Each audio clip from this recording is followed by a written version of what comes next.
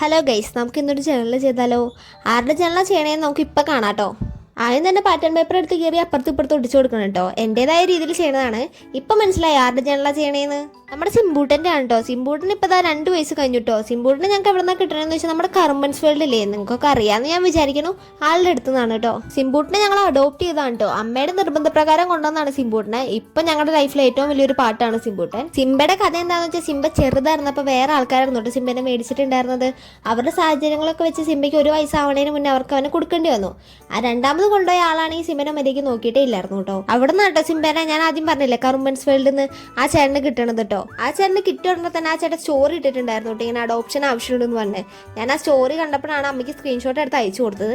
അത് കണ്ടപ്പോൾ മുതൽ അമ്മയ്ക്ക് ഇപ്പം തന്നെ വേണമെന്നായി ഈ സിംബനെ. അങ്ങനെ നമ്മൾ ആ ചേട്ടനെ കോൺടാക്ട് ചെയ്തപ്പോൾ ചേട്ടൻ പറഞ്ഞത് വേറെ ഒരാൾ സിംബനെ ചോദിച്ചിട്ടുണ്ടെന്നാണ് കേട്ടോ പറഞ്ഞത്. നമ്മൾ അവിടുന്ന് സിംബനെ തട്ടിയെടുത്ത് കൊണ്ടുവന്നതാണ് കേട്ടോ. അങ്ങനെയാണ് കേട്ടോ സിംബ നമ്മുടെ കയ്യിലേക്ക് എത്തുന്നത്. ഈ വീഡിയോ ഒക്കെ കാണുമ്പോൾ നമുക്ക് തോന്നും അയ്യോ എന്ത് പാവം കുട്ടിയാണ് സിംബാന്ന്. കയ്യിൽ നിറച്ച് കുറുമ്പാണ് കേട്ടോ സിംബയുടെ. സിംബൂട്ടിന്റെ കഥ പറഞ്ഞത് ആ ജേണൽ ചെയ്ത് കഴിഞ്ഞിട്ടുണ്ട് കേട്ടോ. ഇതാട്ടോ ജേണലിന്റെ ഫൈനൽ ലുക്ക്.